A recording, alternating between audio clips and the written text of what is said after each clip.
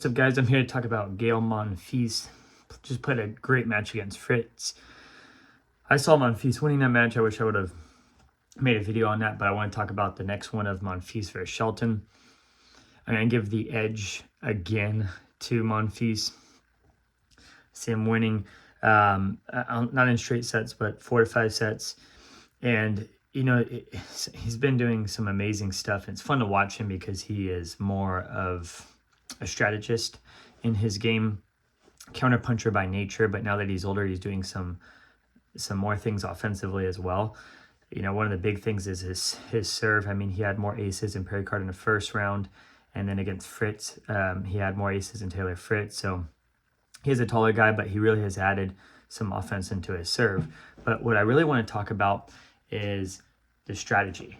So I talked about it in his first match against Perry-Card, he took pace off the ball. Well, against Fritz, he did the same thing. And it's so cool because I don't know why so many of these guys, and if I have time, I'll make a video on this too with Mickelson. It's who can hit the ball bigger and harder. And what's cool about them now is they're all going to the net to finish it off. So you have to have that net play. And that's why I mentioned that Rublev, that's why I think he lost when against Francesco, or whatever his name is. I keep butchering it because I don't know these young guys yet. But point being is he just doesn't have as much of a net game. So now, excuse me, what Monfils does well is he takes off pace.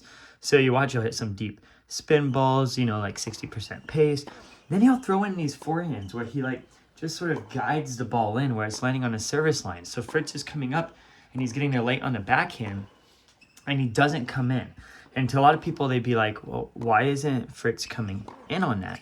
Well, there's a reason. Monfils is sort of, you know, that rope and dope type method that Muhammad Ali used. He's coasting it in, you know, because the ball that Fritz is hitting is a rally ball that Monfils could speed up on. He could hit a 60% ball on, or he could just sort of guide it in. And so because of that, Fritz can't just run in right away. So he takes something off of it. Fritz comes in late off that backhand side.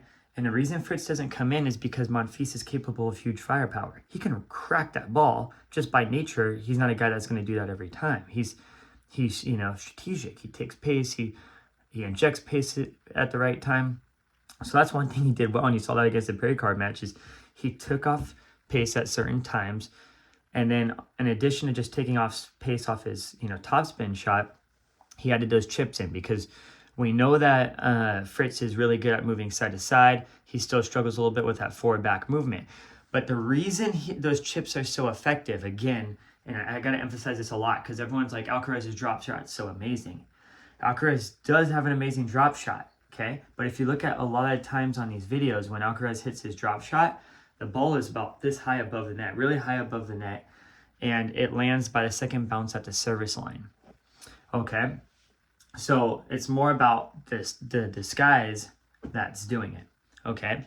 So now Monfils is in control of the rally, so he chips deep and he'll chip short. So it always keeps Fritz off balance, and Fritz is a rhythm type player like a lot of these big hitters.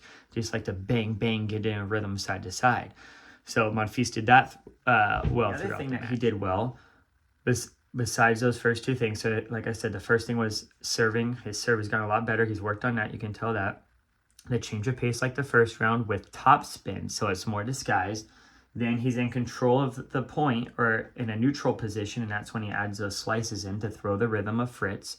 And then the third thing that he did really well is he upped his level in those big moments. That, again, that's something that's hard to teach, but he could hit the ball really clean, and he did. In that tiebreaker, when he took off that 5-0 lead, you know, just started cracking the ball. So he got in control, and then he applied the pressure with some pace shots, which, again, I don't think he saw a lot more earlier in his career.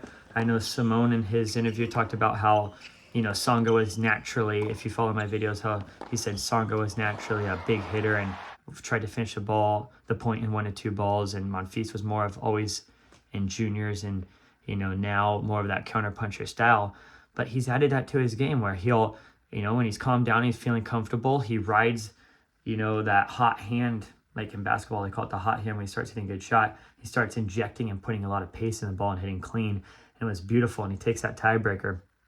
All right. So again, just to recap, because juniors, high performance players, you know, don't just try to go toe to toe with somebody. You know, if someone's a bigger hitter, take them.